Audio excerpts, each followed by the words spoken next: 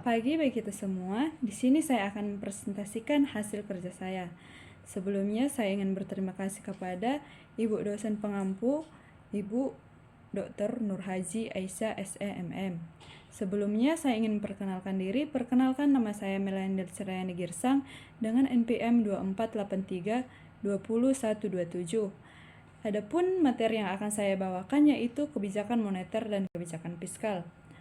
Pendahuluan, kebijakan moneter dan kebijakan fiskal adalah dua instrumen utama dalam mengelola perekonomian suatu negara. Kebijakan moneter dijalankan oleh Bank Sentral dan berfokus pada pengendalian jumlah uang beredar dan suku bunga untuk menjaga stabilitas harga dan inflasi. Kebijakan fiskal dilakukan oleh pemerintah melalui pengaturan pendapatan atau pajak dan pengeluaran negara untuk mendorong pertumbuhan ekonomi dan kesejahteraan masyarakat. Keduanya memiliki peran penting dalam menjaga stabilitas ekonomi, menciptakan lapangan kerja, serta mendukung pembangunan berkelanjutan. Kolaborasi yang baik antara keduanya sangat penting untuk menghadapi tantangan ekonomi seperti krisis inflasi dan perlambatan pertumbuhan. Pengertian kebijakan moneter adalah tindakan yang dilakukan oleh Bank Sentral, misalnya Bank Indonesia, untuk mengatur jumlah uang yang beredar, suku bunga, dan ketersediaan kredit dalam perekonomian. Tujuannya adalah untuk mencapai stabilitas harga, pertumbuhan ekonomi yang seimbang, dan stabilitas sistem keuangan. Pengertian kebijakan fiskal adalah kebijakan ekonomi yang dilakukan oleh pemerintah melalui pengelolaan pendapatan, terutama pajak dan pengeluaran negara, dengan tujuan memengaruhi aktivitas ekonomi makro seperti pertumbuhan ekonomi, inflasi, dan pengangguran. Yang berikutnya, jenis-jenis kebijakan moneter. Kebijakan moneter yaitu ekspansif, turunkan suku bunga dan tambah uang beredar dengan dorong ekonomi. Kontraktif yaitu naikkan suku bunga dan kurangi uang beredar dengan kendalikan inflasi. Yang ketiga, netral, jaga kondisi moneter stabil tanpa perubahan besar. Jenis-jenis kebijakan fiskal yaitu yang pertama, ekspansif dengan tingkatkan belanja atau kurangi pajak, yaitu stimulasi ekonomi. Yang kedua, kontraktif, kurangi belanja atau naikkan pajak dengan kendalikan inflasi. Yang ketiga, netral, pertahanan pengeluaran dan pajak stabil. Yang berikutnya, analisis SWOT kebijakan moneter. Yang pertama, strengths atau kekuatan, yaitu mampu mengendalikan inflasi dan stabilitas harga, mempermudah pengaturan suku bunga untuk memengaruhi investasi dan konsumsi, dan yang terakhir, fleksibel dan dapat diubah cepat sesuai kondisi ekonomi.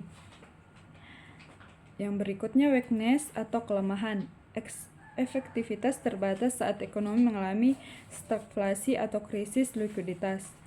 Yang kedua, ketergantungan pada instrumen terbatas seperti suku bunga dan operasi pasar terbuka. Yang berikutnya, opportunities atau peluang, yaitu mendukung pertumbuhan ekonomi melalui stabilitas finansial, memanfaatkan teknologi dan data untuk kebijakan yang lebih tepat sasaran. Yang terakhir, threats atau ancaman. Inflasi tinggi yang tidak terkendali bisa memperburuk kondisi ekonomi, dan risiko kebijakan yang salah arah menyebabkan volatilitas pasar dan ketidakstabilan ekonomi. Analisis SWOT kebijakan fiskal.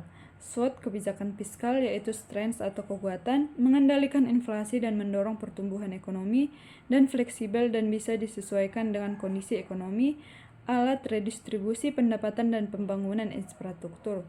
Weaknesses atau kelemahan yaitu terbatas oleh anggaran dan risiko utang, birokrasi dan inefisiensi pelaksanaan, efek kebijakan sering tertunda.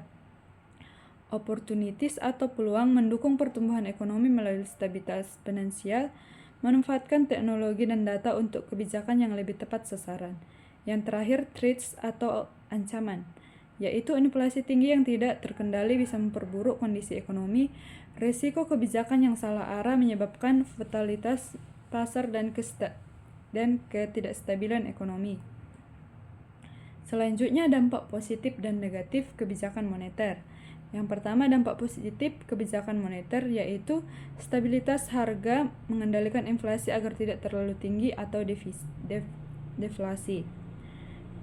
Mendorong pertumbuhan ekonomi, suku bunga rendah meningkatkan konsumsi dan investasi, menstabilitas nilai tukar, memperkuat mata uang dan menjaga kestabilan pasar valuta asing. Dan pengendalian likuiditas, mengatur jumlah uang beredar agar ekonomi tidak terlalu panas atau lusuh. Selanjutnya, dampak negatif kebijakan moneter, yaitu risiko inflasi atau deflasi. Kebijakan yang salah bisa memicu inflasi tinggi atau deflasi, melemahkan sektor tertentu, suku bunga tinggi, dan membebani usaha kecil dan sektor produktif. Ketergantungan pasar keuangan, perubahan suku bunga bisa menyebabkan volatilitas pasar saham dan obligasi. Efek tertunda, dampak kebijakan moneter biasanya harus terasa setelah beberapa waktu sehingga sulit mengatasi masalah secara cepat. Selanjutnya, dampak positif dan negatif kebijakan fiskal. Yang pertama, dampak positif kebijakan fiskal yaitu stabilkan ekonomi, mengurangi pengangguran dan inflasi melalui pengeluaran pemerintah atau pengaturan pajak, dorong pertumbuhan, investasi pemerintah meningkatkan permintaan dan menciptakan lapangan kerja, redistribusi pendapatan, pajak dan bantuan sosial mengurangi kesenjangan sosial.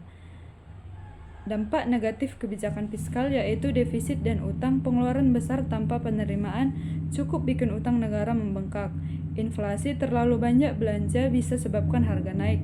Crowding out, pemerintah pinjam banyak uang, sektor swasta kesulitan dapat modal. Ketergantungan, bantuan berlebihan membuat masyarakat kurang mandiri. Dan yang terakhir yaitu kesimpulan. Kesimpulannya yaitu kebijakan moneter adalah kebijakan yang dilakukan oleh bank sentral untuk mengatur jumlah uang beredar dan suku bunga guna menjaga inflasi dan stabilitas ekonomi.